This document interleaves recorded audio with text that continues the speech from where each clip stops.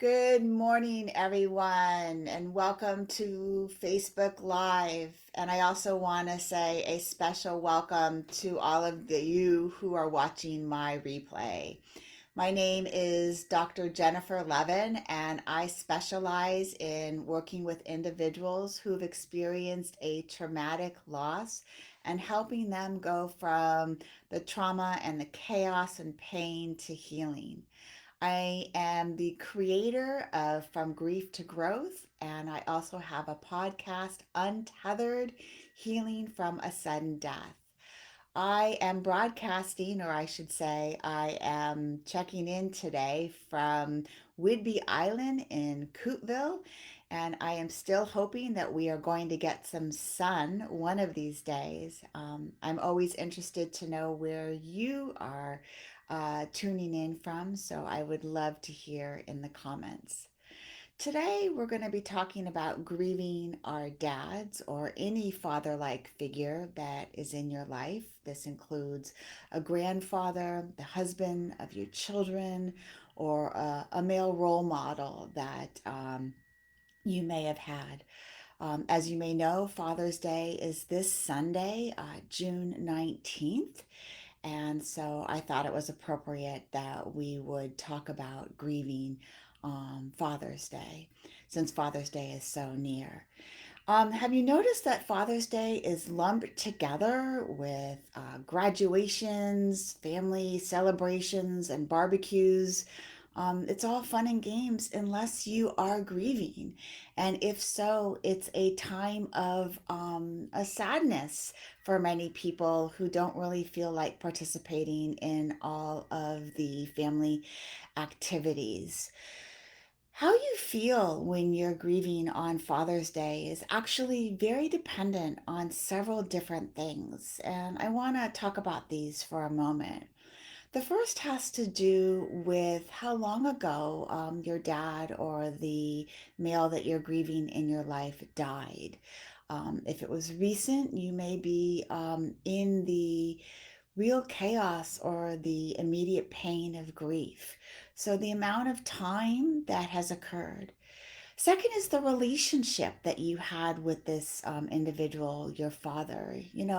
When we see all the media advertisements for Father's Day, it assumes that you had a really good relationship. And unfortunately, that's not true for everybody. Some people didn't have a good relationship with their father. And this can bring up a lot of different emotions, such as anger and confusion and sadness, and can even complicate feelings on Father's Day even more. Other things that can complicate your feelings right now, other losses that you may have experienced since your dad or other male role model or grandfather has died in your life, and other life stressors. Let's face it, there's a lot going on in the world right now. So, all of this is going to influence your grief and how you're feeling on Father's Day, which is coming up, as I mentioned, this Sunday. So, whenever there is a difficult holiday, milestone, or grief day that's in your life, one of the things that I really strongly recommend is that you have a plan. Nothing is worse than waking up on a really difficult day and not knowing what you're going to do on that day. And so, having a plan, having a structure, having an idea of what you're going to do, no matter what it is something that I find really helpful.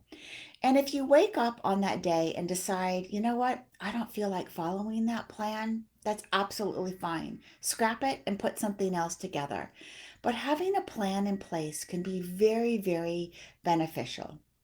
And one of the things that I recommend is that your plan has both activities, things to do, and time for reflection. And the activities might be things that dad really, really liked. Maybe he liked hiking and you want to go for a hike in memory of dad. Maybe he liked fishing. Maybe there was a sporting event he liked. I know these are all gender stereotype events. Maybe it was just time with the family. Maybe you want to reminisce, share stories. Grandchildren or family members often really like to hear stories. Maybe you want to try something totally brand new, start a new tradition. Sometimes engaging in activities that dad liked might be really, really painful.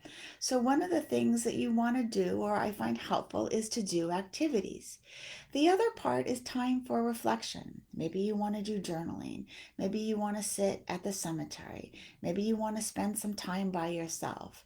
Whatever you do, see if you can combine both activities and time for reflection. The next thing that I want you to do is accept whatever you're feeling. We put a lot of pressure on ourselves to feel a certain way on a certain day. It's Father's Day, so I'm supposed to feel a certain way on Father's Day. That's not at all the truth. So, whatever you feel that day, maybe you feel numb, maybe you feel sad, maybe you feel happy, maybe you feel angry, whatever it is, just accept and honor your feelings on that particular day. Next, I want you to know that just because it's Father's Day, that doesn't mean that's your day that you have to feel or grieve. You can do it any day. You don't need a holiday to have your feelings. You can grieve dad, you can celebrate dad on any day. You don't need a holiday.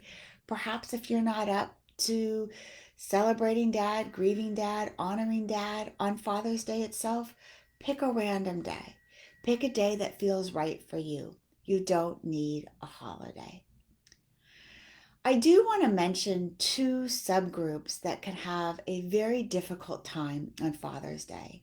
And number one, it's children that have lost a father. And so it's really important, I feel, to include them in the plans.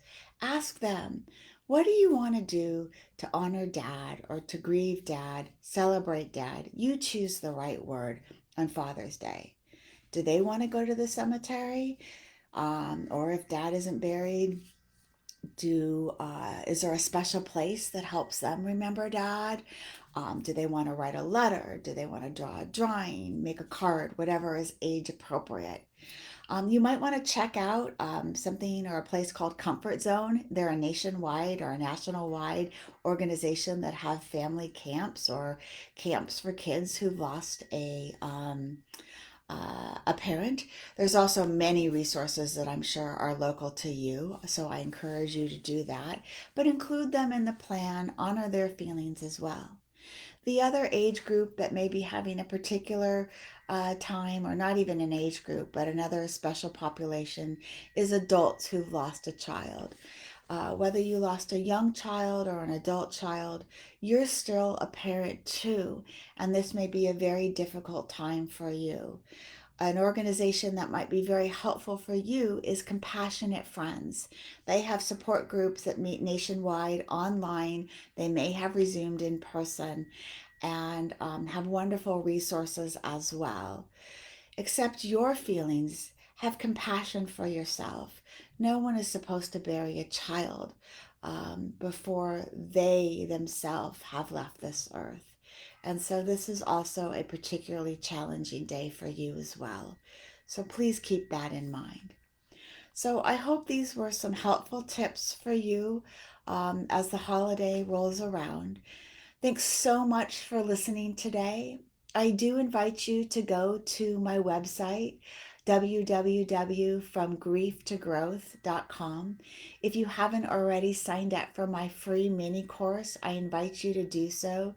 3 Truths for Living with a Sudden and Unexpected Loss. I also invite you to sign up for my podcast, Untethered, Healing from a Sudden Loss. Next week, the episode airs on Wednesday, and it is entitled 5 Things That You Can Start Doing Right Now to Heal from a Sudden Loss. Also, please stay tuned. There are going to be announcements for my upcoming workshop, Healing from a Sudden Death. Thank you so much for listening today. Bye for now, and I look forward to seeing you soon. Take care.